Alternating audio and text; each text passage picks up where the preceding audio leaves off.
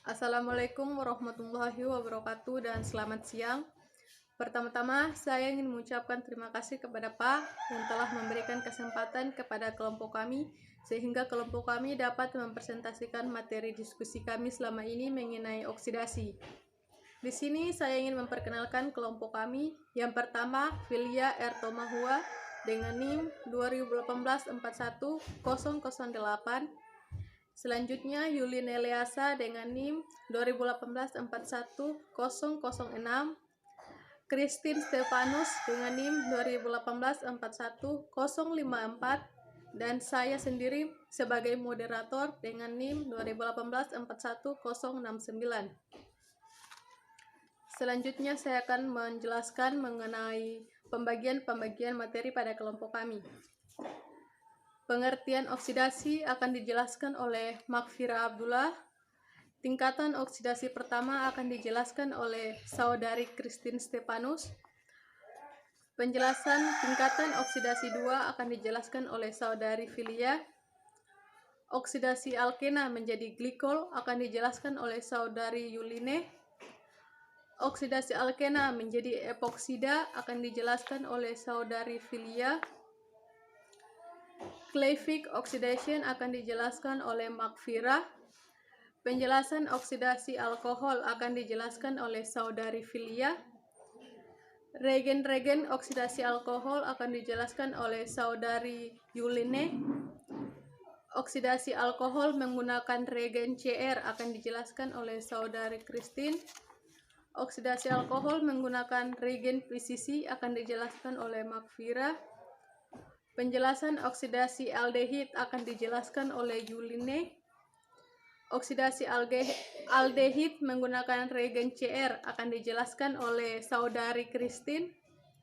Penjelasan singkat mengenai jurnal akan dijelaskan oleh Makfira. Regen, fungsi, dan struktur fluoren akan dijelaskan oleh saudari Christine. Tingkatan oksidasi fluoren akan dijelaskan oleh saudari Yuline. Sintesis akan dijelaskan oleh saudari Filia, dan yang terakhir kesimpulan akan dijelaskan oleh saudari Christine. Untuk tidak membuang waktu lagi, saya akan mempersilakan kepada pemateri pertama untuk menjelaskan materi.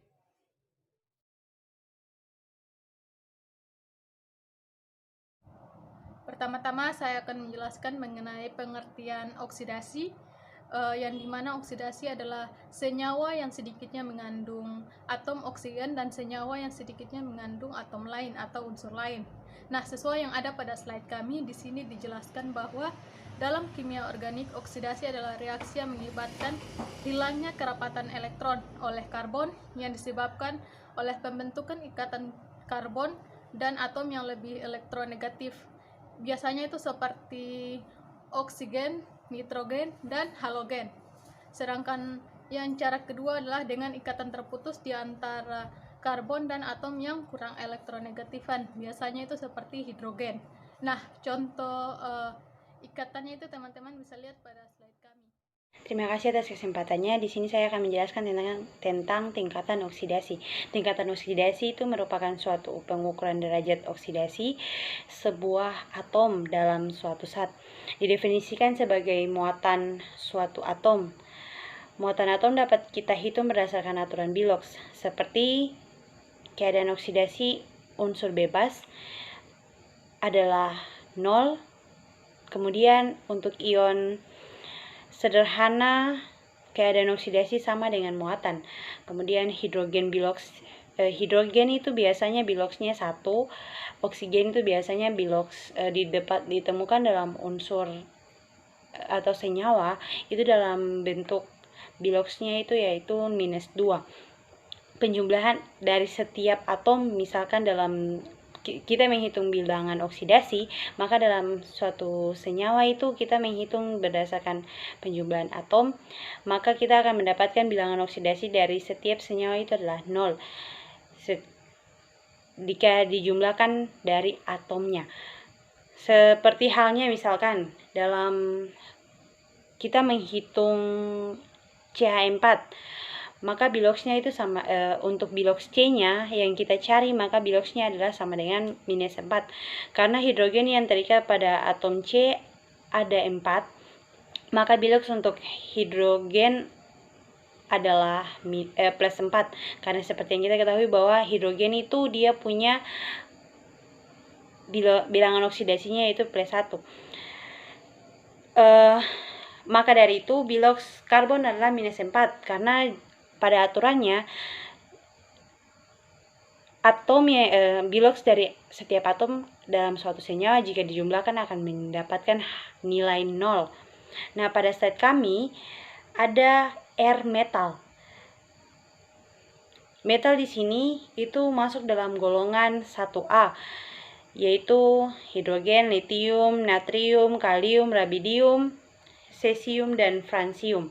Sesuai dengan aturannya, hidrogen memiliki keadaan oksidasi -1 pada hidrida logam aktif seperti litium, seperti misalkan contohnya itu yaitu LiH.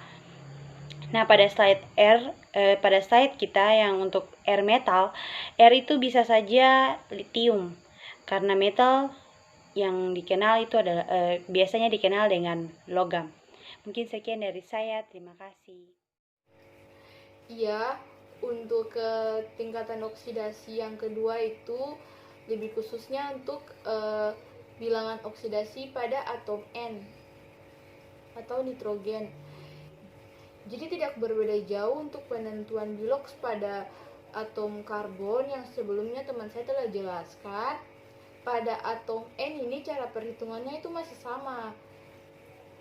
Jadi dapat dilihat pada slide, di situ tuh ada 4 deret.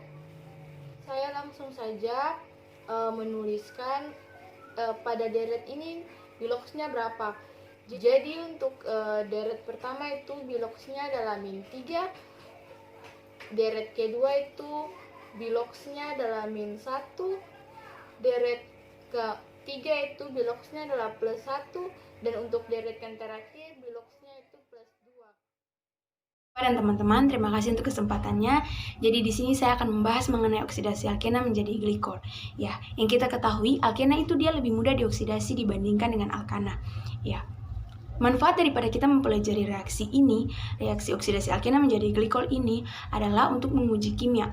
Uji kimia apakah senyawa ini merupakan senyawa jenuh atau tak jenuh, dan juga untuk sintesis lanjutan dengan berbahan dasar alkena. Metode yang digunakan pada oksidasi alkena menjadi glikol ini ada 2 yang terdapat di slide, yaitu KMnO4 dan osmium tetraoksida atau OSO4. Ya. Jadi di sini saya akan membahas mengenai KMnO4. Jika kita menggunakan KMnO4, itu harus dalam keadaan basah dan dingin dan juga dalam keadaan cair, agar supaya senyawa glikol yang nanti dihasilkan itu tidak teroksidasi lebih lanjut. Jadi harus dalam keadaan basah, dingin, dan juga cair. Ya, pada teman-teman, jadi di sini kita akan melanjutkan mengenai oksidasi alkena menjadi glikol dengan menggunakan agen pengoksidasi yaitu KMnO4. Misalkan di sini kita mempunyai sebuah alkena dan agen pengoksidasi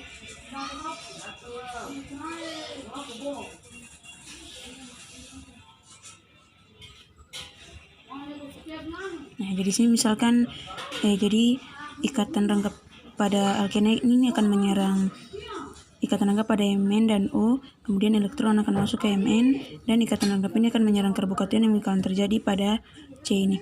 Kemudian menghasilkan suatu senyawa antara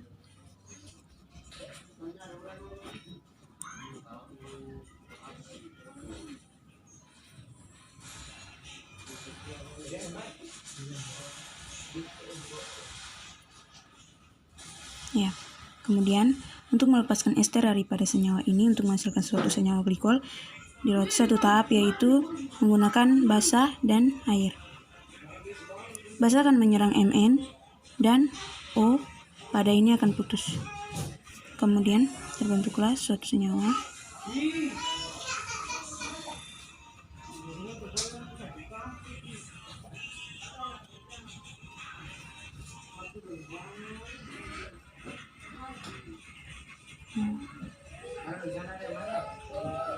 Kemudian karena O ini bermuatan negatif, dia akan menyerang H pada H2O ini, menghasilkan suatu senyawa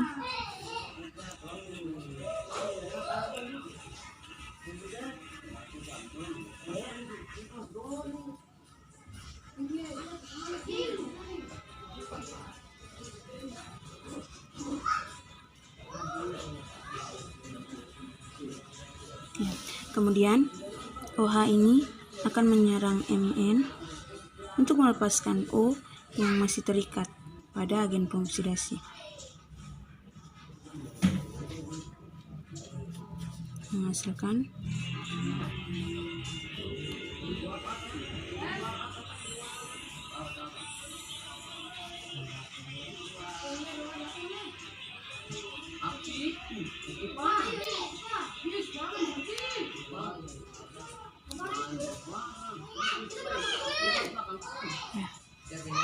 dan tadi saya sudah bilang di awal bahwa ketika kita akan menggunakan KMNO4 harus dalam keadaan basah, dingin, dan juga cair agar supaya senyawa glikol yang nanti akan dihasilkan tidak teroksidasi lebih lanjut. Terima kasih. Jadi saya akan menjelaskan mekanisme reaksi dari oksidasi alkena menjadi glikol dengan menggunakan agen pengoksidasi osmium tetraoksida.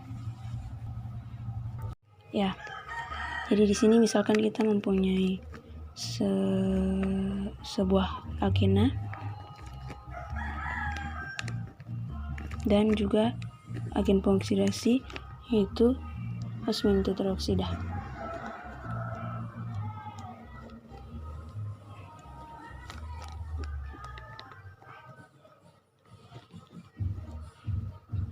Ya, ikatan rangkap pada alkena ini menyerang O pada osmium tetraoksida, dan ikatan rangkap pada osmium tetraoksida dan oksigen akan putus dan elektron akan masuk ke osmium ester. Karena osmium lebih elektronegatif dibandingkan dengan oksigen. Kemudian ikatan rangkap pada O ini akan menyerang karbokation yang bakalan terjadi pada karbon sekunder ini. Kemudian akan menghasilkan suatu senyawa osmium ester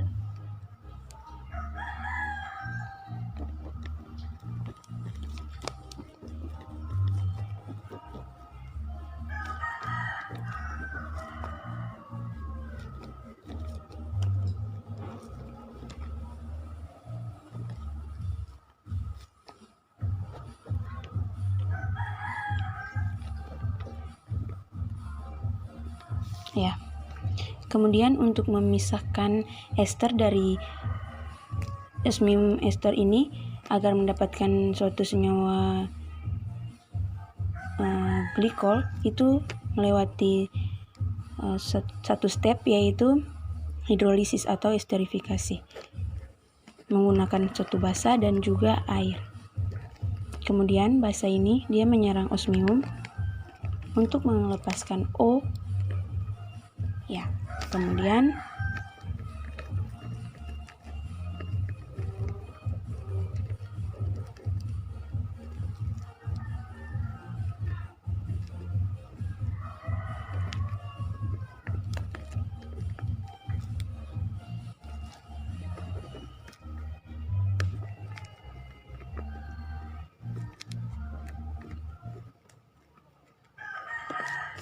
ya.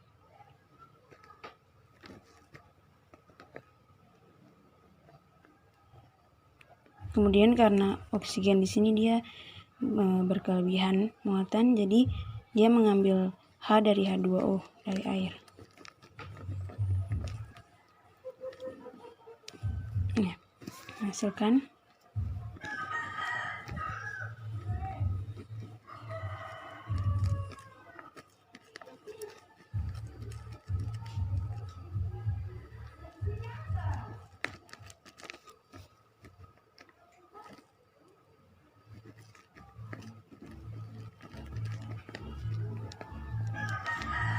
ya. Kemudian OH ini akan menyerang menyerang osmium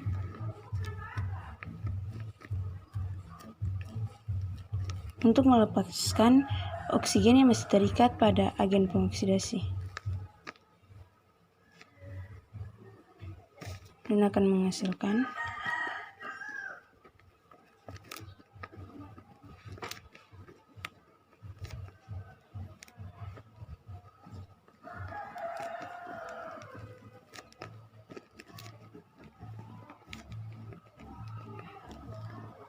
satu dua diol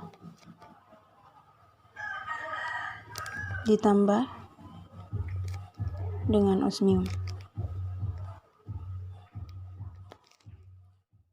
Selanjutnya adalah oksidasi alkena untuk menjadi suatu epoksida.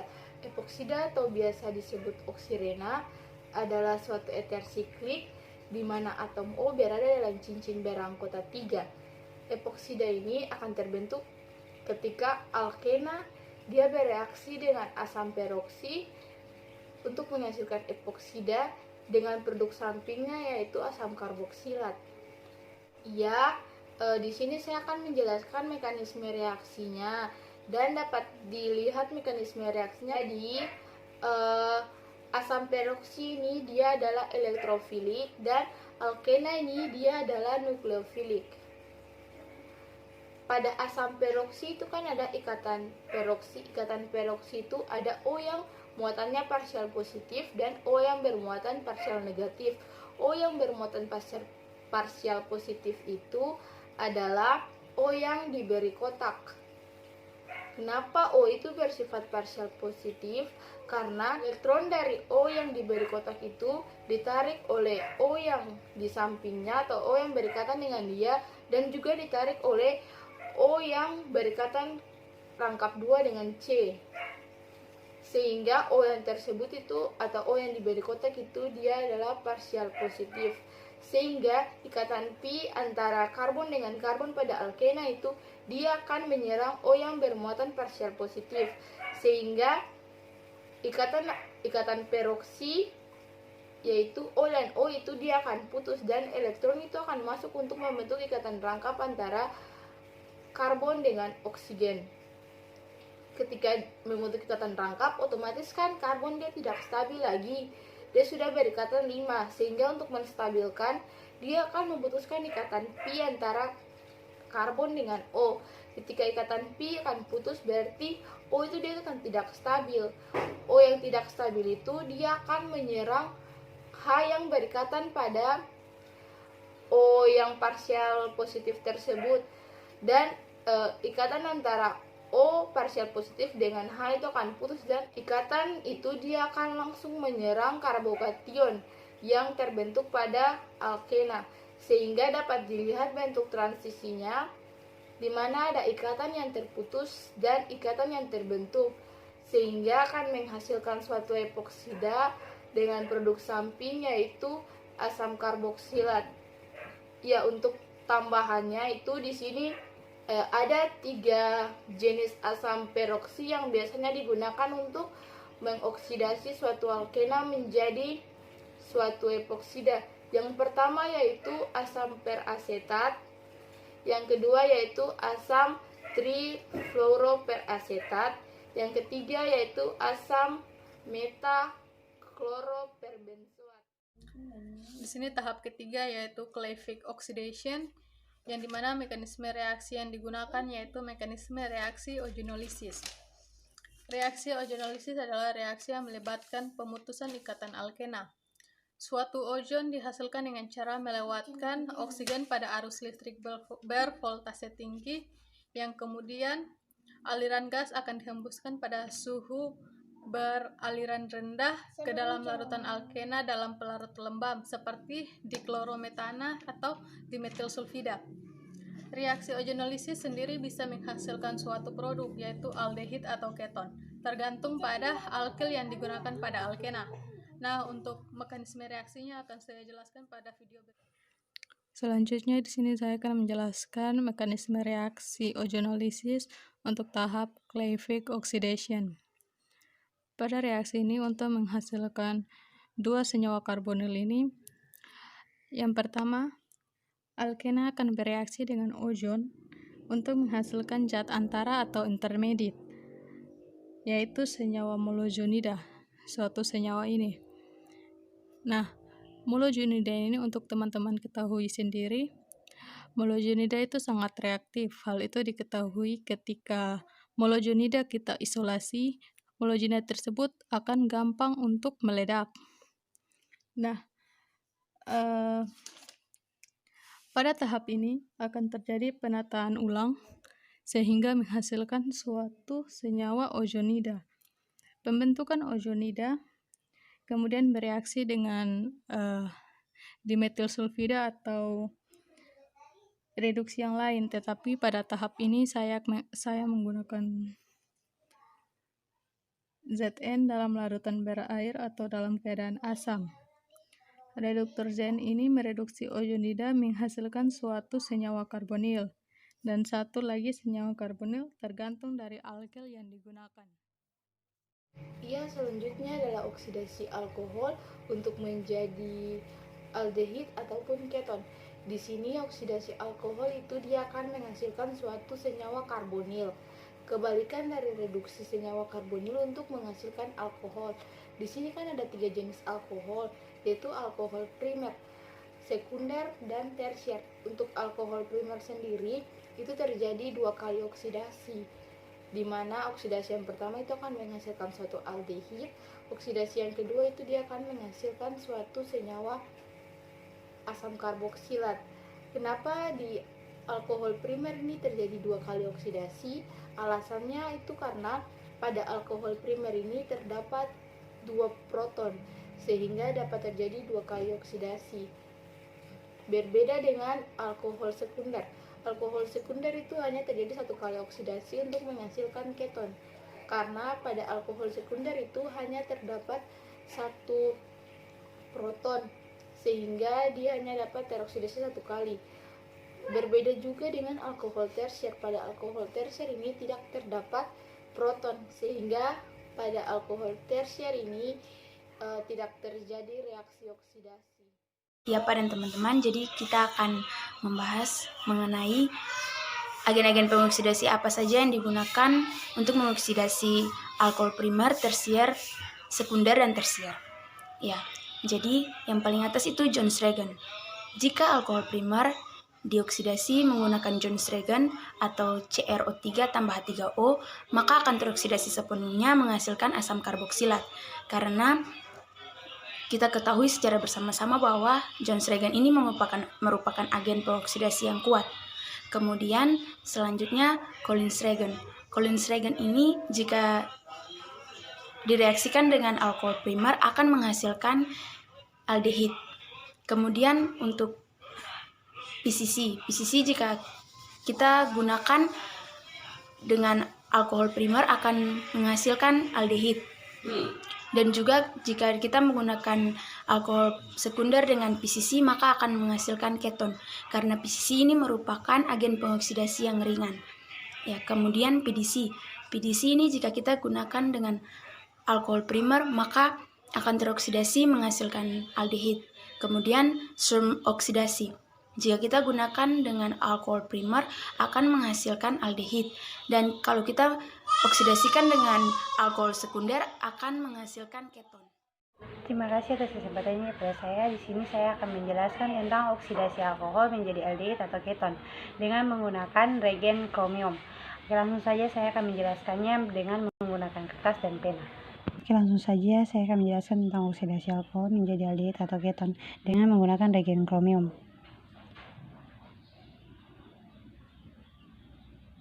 Ini merupakan gugus daripada alkohol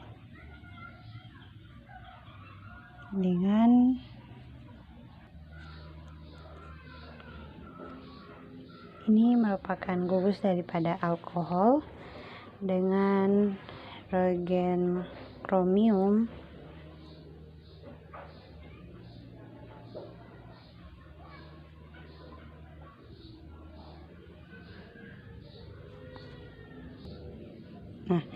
kemudian pada mekanisme reaksi ini elektron bebas pada O dari alkohol ini akan menyerang ke inti daripada regen kromium, yaitu Cr sendiri. Dan secara bersamaan akan terjadi pemutusan ikatan rangkap daripada O ini. Sehingga dapat kita tulis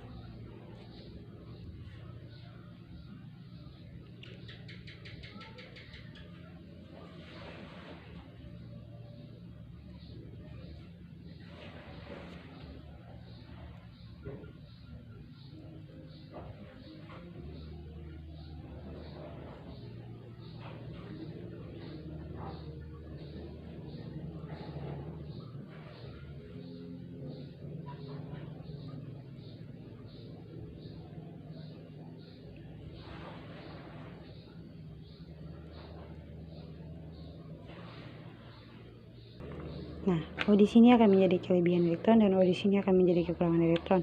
Untuk menstabilkan O di sini, maka elektron bebas pada O yang ini akan mengambil atom H atau menyerang H dan akan memutuskan ikatannya, menjalin ikatan dengan H, dan akan terjadi pemutusan ikatan antara H dan O dan elektronnya akan masuk ke O. Karena O lebih elektronegatif dari H seperti yang kita ketahui. Sehingga dapat kita tulis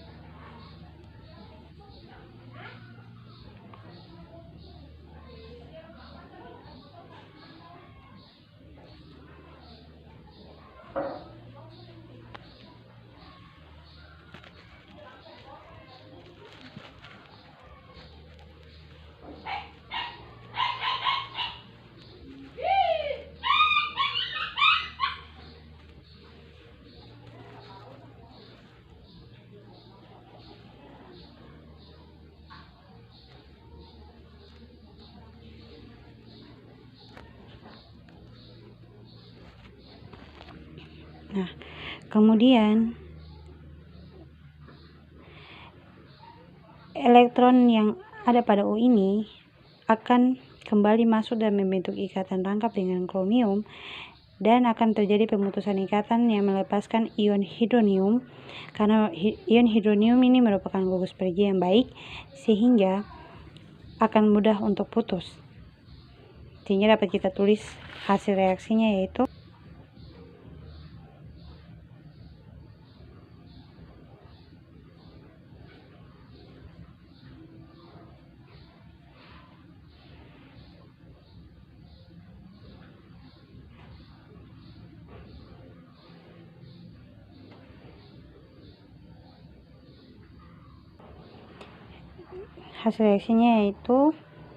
alkil kromat. Nah, kemudian alkil kromat ini akan kita reaksikan lagi dengan molekul air yang lain, yaitu elektron bebas pada molekul air ini, yaitu O pada molekul air ini akan menyerang ke H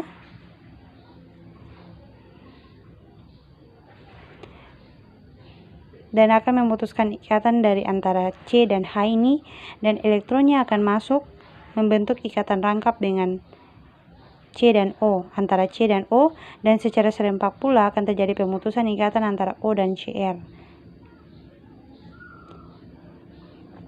Sehingga kita dapat tulis hasilnya, yaitu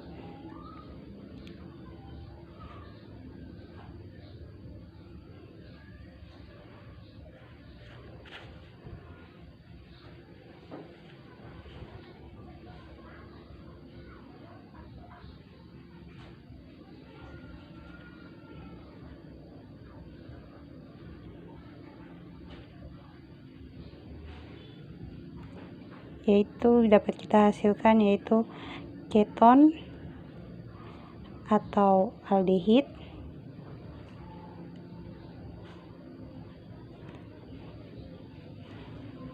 demikian untuk mekanisme dan penjelasan saya. Selanjutnya, oksidasi alkohol menjadi aldehid atau keton. Mekanisme reaksi oksidasi alkohol menggunakan PCC atau periodium klorokromat. Nah, Di sini ada alkohol yang bersifat nukleofilik dan PCC yang bersifat elektrofilik. Pertama-tama itu ikatan bebas yang ada pada O ini akan menyerang Cr sehingga Cr menjadi tidak stabil. Untuk menstabilkan Cr itu tidak mungkin Cr melepaskan ikatan antara O dan Cl yang kelebihan elektron. Sehingga salah satu cara untuk menstabilkan Cr itu dengan memutuskan ikatan pi. Di sini ikatan antara Cr dan O akan mengalami pemutusan sehingga elektron akan masuk ke O yang menghasilkan O yang tidak stabil atau kelebihan elektron dan O yang kekurangan elektron. Nah, langkah selanjutnya di sini elektron bebas yang ada pada O yang kelebihan elektron akan menyerang H yang berikatan dengan O yang kekurangan elektron, yang menyebabkan ikatan antara H dan O mengalami pemutusan dan elektron akan masuk ke O. Selanjutnya,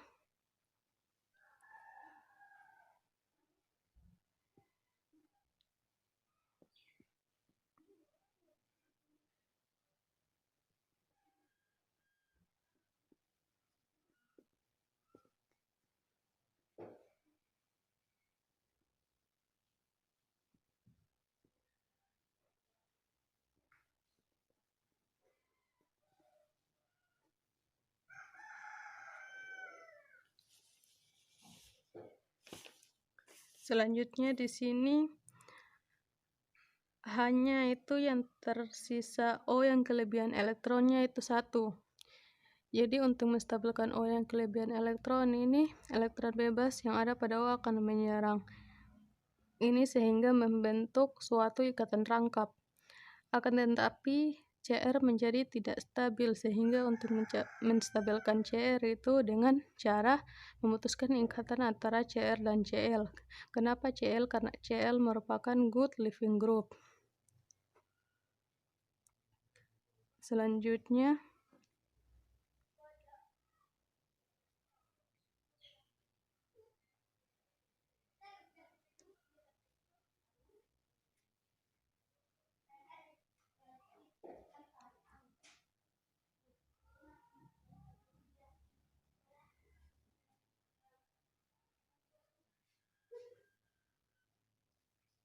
maaf teman-teman, di sini saya lupa menambahkan ini.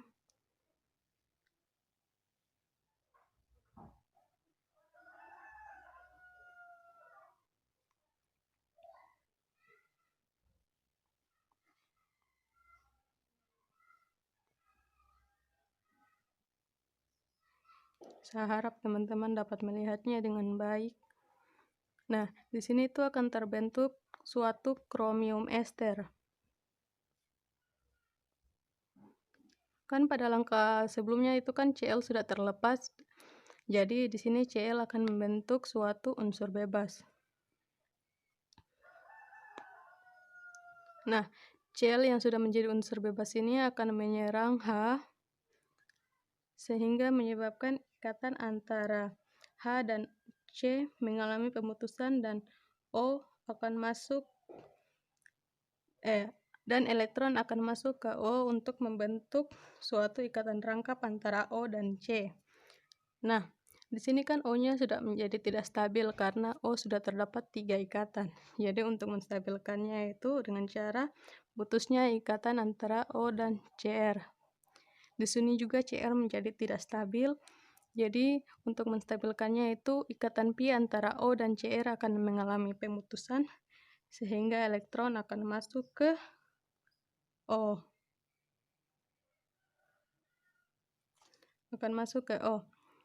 Dan hasil akhir dari reaksi ini itu akan membentuk suatu aldehid.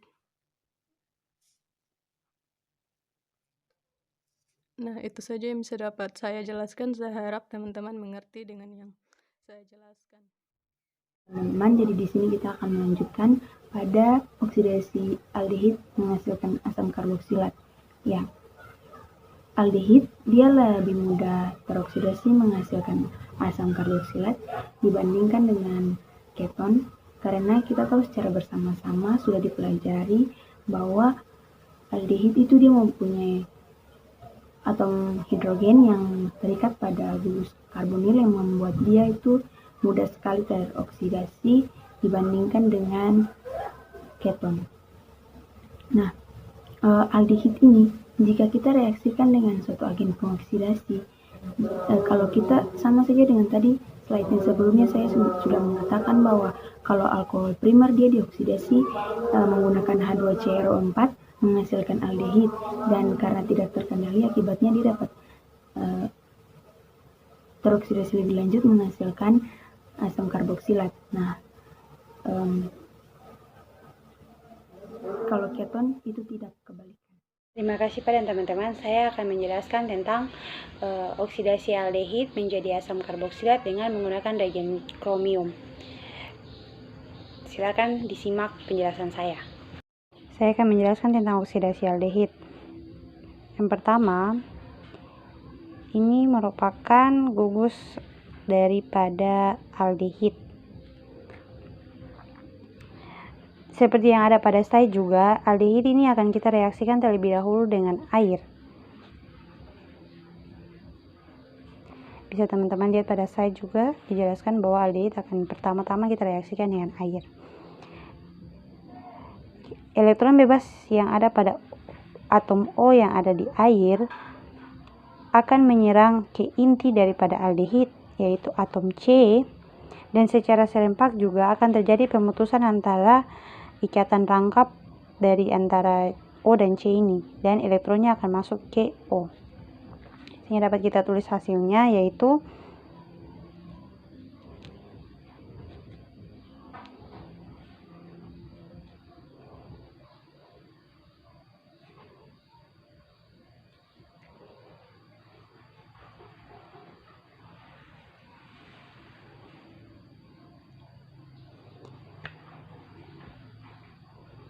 nah, di sini O yang ini kelebihan elektron dan O yang ini akan kekurangan elektron. Untuk menstabilkan O yang ini dan juga O yang ini, maka O yang kelebihan elektron ini akan menyerang ke H. Menyerang H dan membentuk ikatan dengan H sehingga terjadi pemutusan ikatan antara H dan O dan elektronnya akan masuk ke O. Sehingga dapat kita tulis hasilnya, yaitu sehingga menghasilkan diol. Jadi aldehid yang direaksikan dengan air akan membentuk diol terlebih dahulu. Setelah itu barulah diol ini akan kita reaksikan dengan reagen Cr.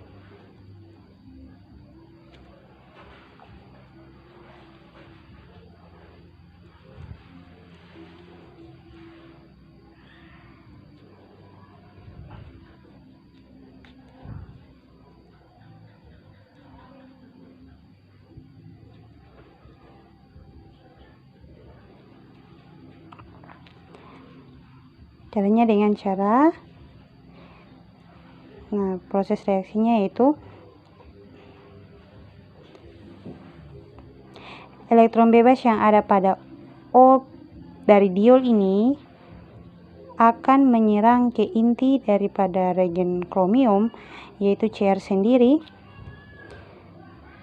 dan secara serempak juga akan terjadi pemutusan ikatan rangkap antara kromium dan O, dan elektronnya akan masuk ke O. Sehingga dapat kita tulis hasil reaksinya, yaitu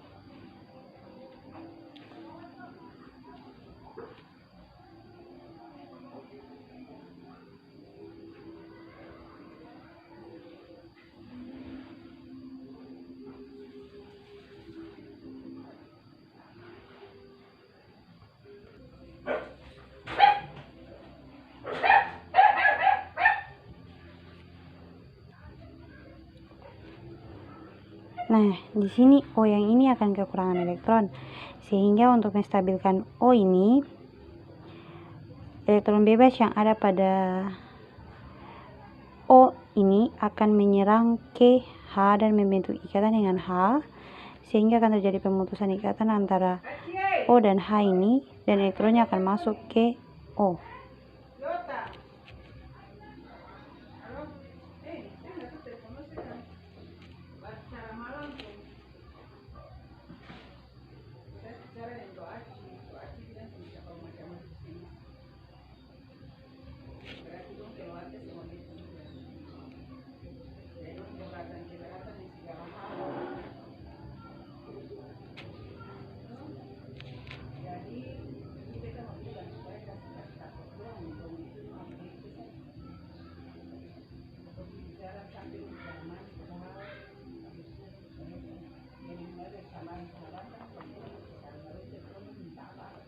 Dan akan membentuk ion hidronium yang merupakan gugus pergi yang baik. Nah, elektron yang ada untuk menstabilkan O ini, elektron bebas yang ada pada O ini akan masuk dan membentuk ikatan rangkap dengan antara O dan kromium, sehingga secara bersamaan akan terjadi pemutusan ikatan antara Cr dan ion hidronium. Yang kenapa harus ion hidronium? Karena ion hidronium ini merupakan ion gugus pergi yang baik, sehingga akan lebih mudah untuk putus. Sehingga yang akan putus adalah ion hidronium. Ini dapat kita tulis hasil reaksinya, yaitu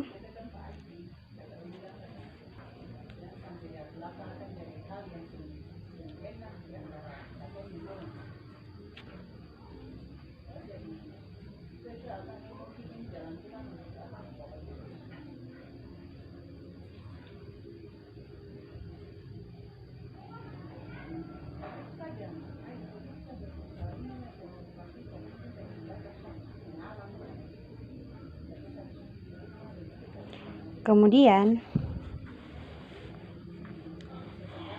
kita akan mereaksikan kembali dengan air, yaitu elektron bebas yang ada pada O pada air akan menyerang ke H,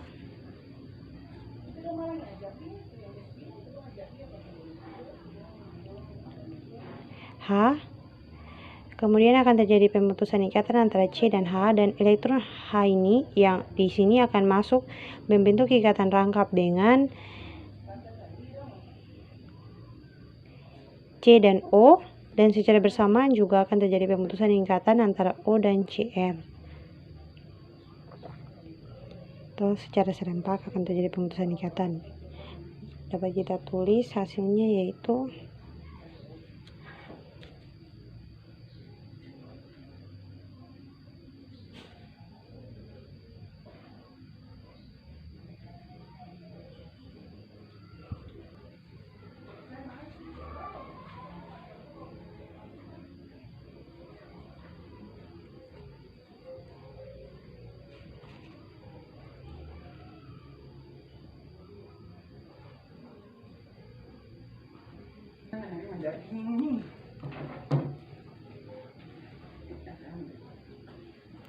ini minus.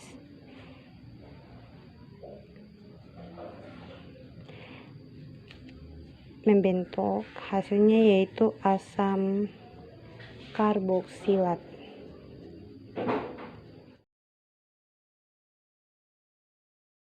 Selanjutnya saya akan menjelaskan secara singkat mengenai jurnal utama yang kelompok kami gunakan.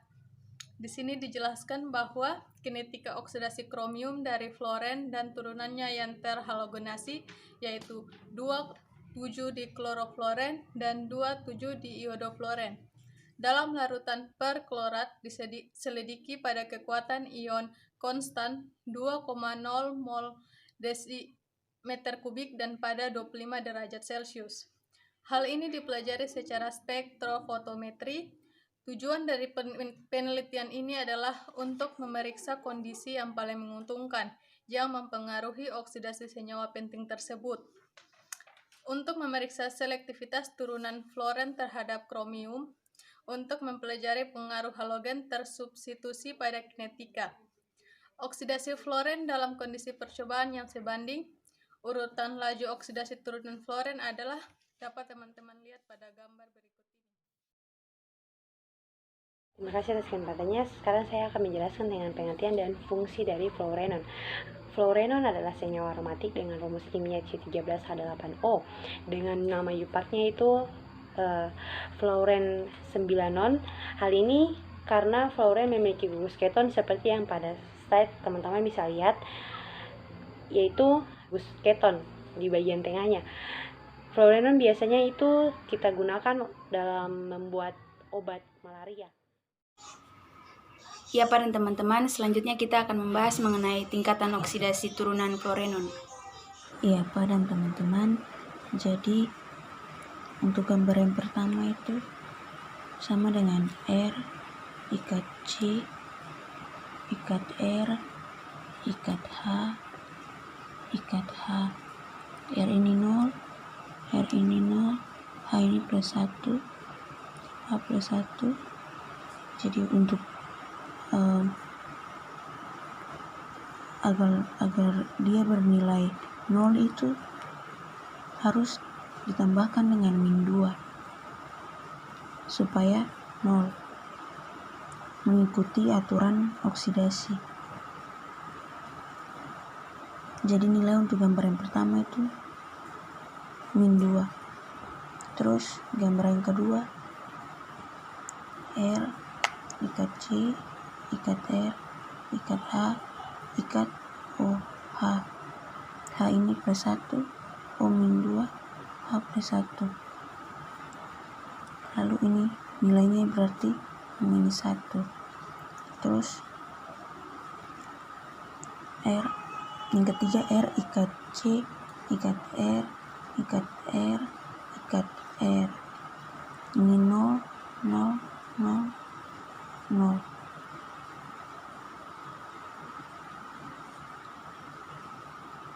Berarti 0. Lalu R ikat C, ikat R, PH, ikat OH. O ini min 2 plus 1. Ini 0, ini 0.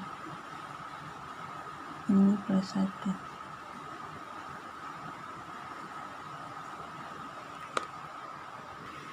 Ini 0, berarti ini minus 1. Untuk mengikuti aturan oksidasi berarti ditambahkan plus 1 supaya hasilnya 0. Terus gambar yang terakhir itu R ikat C, ikat R, ikat R, ikat O.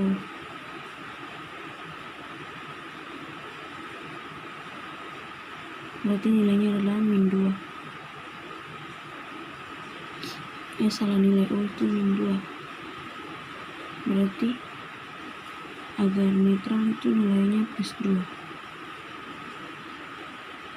Jadi tingkatan oksidasinya itu naik. Iya, selanjutnya adalah sintesis dari fluorenol. Sintesis fluorenol ini dibuat dari fluorenol menjadi fluorenon dengan reagen krom.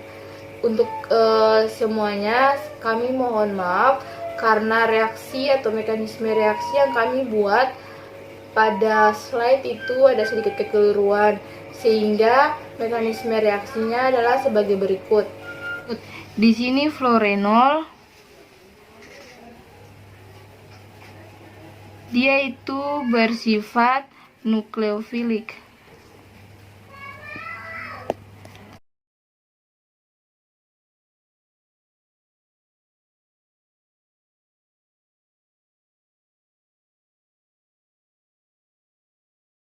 Sedangkan pereaksi krom itu dia bersifat elektrofilik.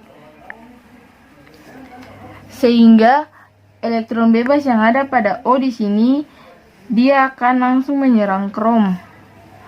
Ketika dia menyerang krom, ikatan Pi itu akan putus dan elektron itu akan masuk ke O, sehingga menghasilkan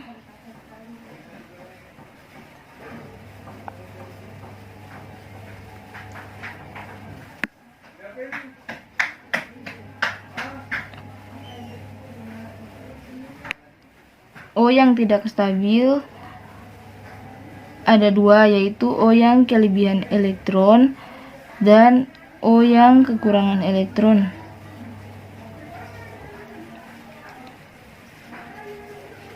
Jadi nanti untuk menstabilkan O yang kekurangan elektron di sini, OH yang di sini itu dia akan langsung menyerang H, sehingga ikatan antara H dan O ini akan putus dan elektron itu akan masuk ke O, sehingga menghasilkan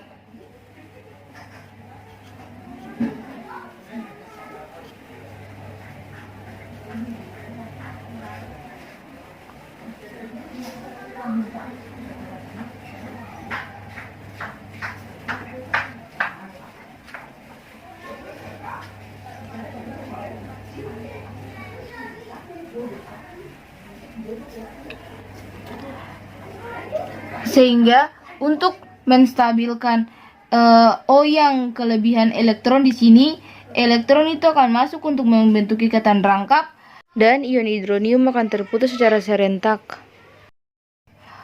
Karena untuk menstabilkan krom, maka menghasilkan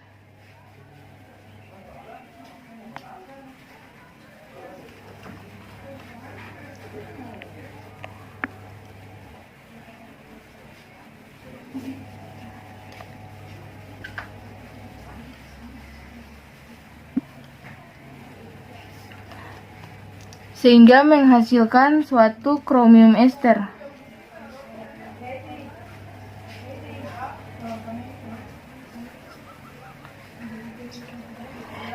Di sini itu H2O akan menyerang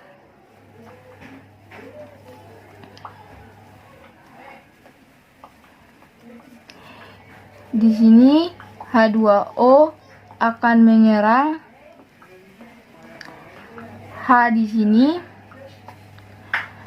sehingga ikatan antara C dan H ini akan putus dan elektron itu akan masuk langsung untuk membentuk ikatan rangkap antara C dan O. Ketika elektron masuk untuk membentuk ikatan antara C dan O, otomatis O kan dia tidak stabil, maka O akan memutuskan ikatan antara O dan krom dan elektron masuk ke krom. Ketika elektron masuk ke krom, otomatis krom juga dia akan tidak stabil, sehingga untuk menstabilkannya dia akan memutuskan ikatan Pi dan elektron itu akan masuk ke O, sehingga menghasilkan suatu fluorenon.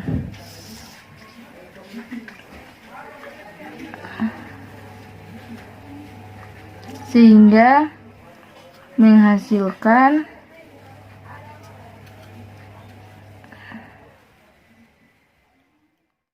Oke, dari presentasi yang sudah kelompok kami lakukan, dapat ditarik kesimpulan bahwa reaksi oksidasi pada umumnya adalah reaksi yang melibatkan penambahan oksigen atau kehilangan hidrogen. Oksidasi yang terjadi pada suatu senyawa dapat menurunkan kerapatan elektron pada karbon. Secara umum, reaksi oksidasi terjadi pada alkena, alkohol, dan aldehid. Jurnal utama yang diperoleh juga membahas tentang oksidasi fluorenol menjadi fluorenon dengan menggunakan reaksi kromium.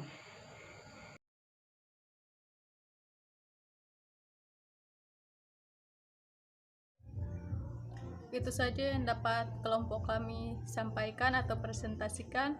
Untuk kesalahan kata atau yang lainnya, kelompok kami minta maaf. Dan untuk kelompok teman-teman yang lain, apabila ada saran, tanggapan, atau pertanyaan kepada kelompok kami persilahkan. Untuk terakhir kalinya, saya mengucapkan permintaan maaf.